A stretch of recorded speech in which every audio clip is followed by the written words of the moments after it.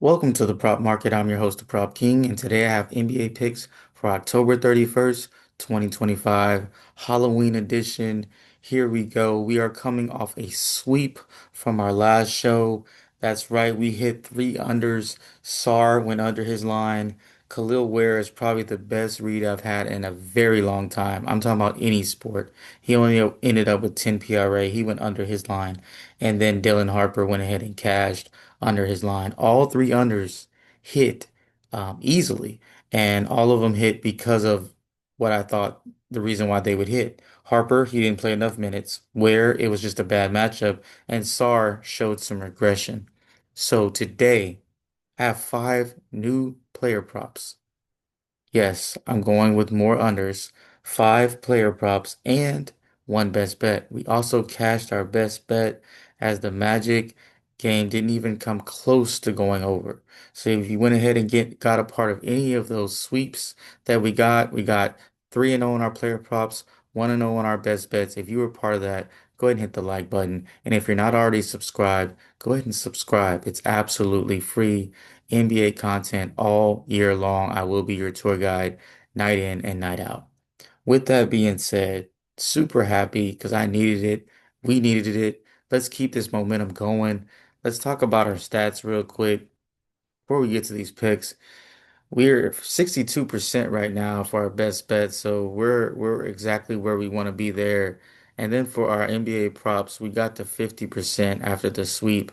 Let's keep going. Let's keep pushing it up. Um, I'm one of the only people that's probably giving out under bets on the internet. Most people are giving over bets. So, I get it. It's not the most fun thing to bet on. Sometimes you can't cheer for an under. I mean, who's doing that? But it wins money. It financially over the course of time, statistically, unders hit more. Statistically, unders hit more for multiple reasons. Number one, there could be a blowout. Number two, there's a bad matchup. Number three, it's a lot easier to underperform than outperform your projection. Just remember that. Anytime you're anywhere, it's way harder to outperform what you're supposed to do than to underperform. And these books know that. And there's other things that could be cooked in, like injuries and blowouts and all these other type of reasons. And with that being said, we're going with Tyrese Maxey, who's been on an absolute heater. Season average 50, PRA 37. But here's the thing. He's facing the second best defense in the NBA. That's the Boston Celtics. They are playing very good defense. They always have played really good defense, but now without Jason Tatum, I believe they're going to focus even more defensively. Here's another thing that you must know about this game.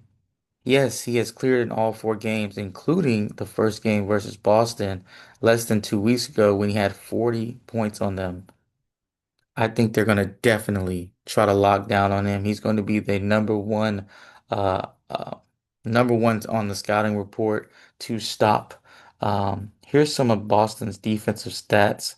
They're the best defense versus 3-point percentage. So second, as far as scoring defense. So behind the Spurs, they're the second in that. Um, Look for them to continue to play really good defense.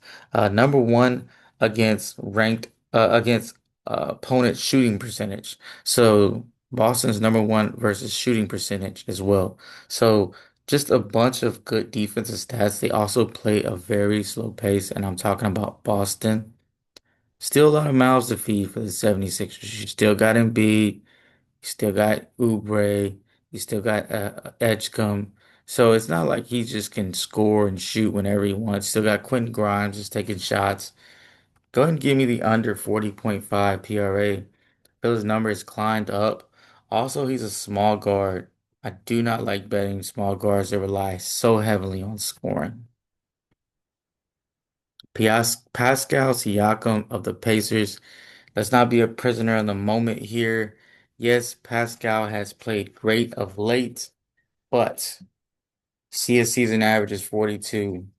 You see his projection for me is 36. His number has been inflated more than the economy right now. Traditionally, his numbers around 32 or lower.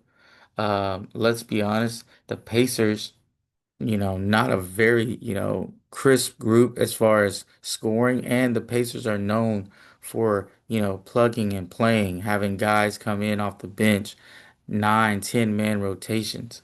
It's really hard to have a superstar, have a guy scoring 40 PRA every game when you're talking about a offense and a game plan that the Pacers have. Especially with them struggling, I think they're going to try to mix it up, even though Pascal has been very good of late. Let's just talk about, average last season was at 30 PRA, and in his best season of his whole career, which was 22-23, he only averaged 36 PRA. Um, Even, with Atlanta being not a great defensive team, I look for them to play a slower pace without Trae Young, which is going to muck the game up even more. I expect less minutes, less shot attempts for Pascal in this game. Give me the under 40.5 PRA. Number's just too high for me. Next guy is Cedrick Coward of the Grizzlies. Grizzlies. Two Z's, my bad. NBA PRA season average 22, PRA projection is 15. Key point, major regression. Let me read some numbers off to you for Cedric Coward. First of all, only playing 24 minutes. Um, that's not great. He's shooting 92% from the free throw line, 65% from three, and 65% field goal percentage. Even in the game where he went 6 from 6 from the three-point line, he only played 24 minutes. So obviously, he's on some type of minute restriction. I don't know exactly what that means, but he's not going to play, 35 minutes. Grizzlies still have John Morant, very ball dominant, Jaren Jackson, Aldama. They've got a lot of guys that want to score, gonna shoot the ball. So his opportunities are not going to be high, and those percentages have to drop. If his percentages don't drop, he may win Rookie of the Year. Let's be honest. Kind of came out of nowhere in the draft. I don't think he continues. Give me the under 17.5 PRA for Cedric Coward. Just a little disclaimer, his numbers keeps going up. Went up to 18, came down. Went to 15, 16, came up. They're playing with his lines here. I'll wait till it settles tomorrow to place your bet. Next guy is Jrue Holiday of the Blazers. PRA season average 34. PRA projection 27. Only averaging 32 minutes a game.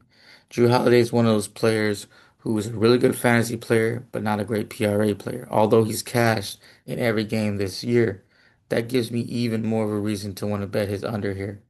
He's coming off two really good games. And he's playing a Denver team that plays a slow pace. They're also ranked seventh in defense. So you got a slow pace, seven ranked in defense. Jrue Holiday, who's traditionally not a stat stuffer type guy. Stat, you basically stuffing all the stat sheets.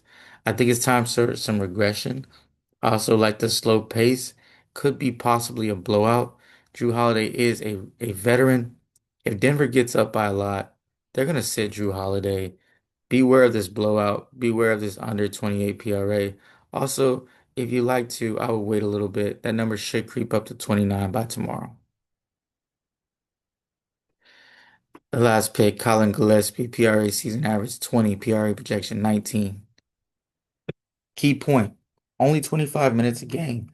He's only getting 25 minutes a game here.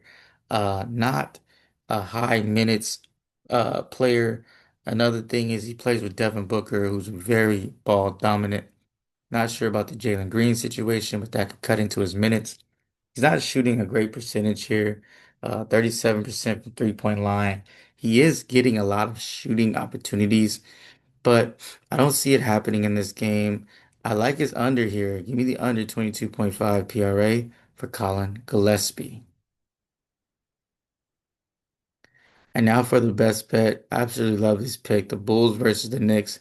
You got two really good teams that play defense. The Bulls are undefeated. I think it's time for some regression on their offense. But both teams are top six defenses. Knicks is ranked number four. The Bulls are ranked six. So you got two really good defenses that play at slower pace. Yes, the Knicks are trying to pick up the pace, but you can't stop Jalen Brunson. He's going to dribble the ball. He's going to ISO. The game is going to be a little bit slower pace. I like this under here. Give me the under 234.5. We've been cashing these unders. I think this number's a lot higher than it should be. Now for the recap, we got Maxey under 40.5 PRA hammer play. Siakam under 40 point PRA. 40.5 PRA. Coward under 17.5 PRA. Holiday under 28 PRA. And then Collin Gillespie under 22.5 PRA. If you enjoyed this video, if you cashed out on the last video, if you swept, hit the like button. Also, subscribe to the channel. And of course, leave a comment. I appreciate all the comments. It helps the algorithm grow. If you've just been watching this show for a while and you're not subscribed, I'm not sure what you're doing. It's absolutely free, doesn't cost you a thing, and that's how you can show some appreciation to the free picks that I am giving you. Let's have another sweep. I'm looking for two sweeps in a row. That would be great, and I hope that you guys have a fun, safe Halloween. With all that being said, keep what you like, leave what you don't, and let's cash.